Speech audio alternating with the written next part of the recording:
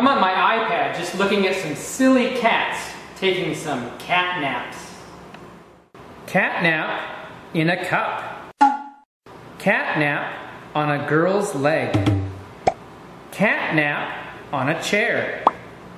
Cat nap hugging a toy. How cute. Cats can sleep for many hours, or they can take short naps during the day.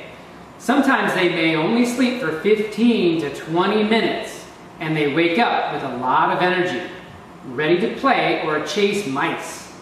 This kind of short nap is called a cat nap. That is the literal meaning of the idiom. The figurative meaning is to take a short nap when you feel very tired. A short nap, or cat nap, will help us wake up with energy. Usually a nap of 15 to 20 minutes will give us new energy. The next time you ride the bus or the MRT, watch for people taking a cat nap. Maybe you can take one too.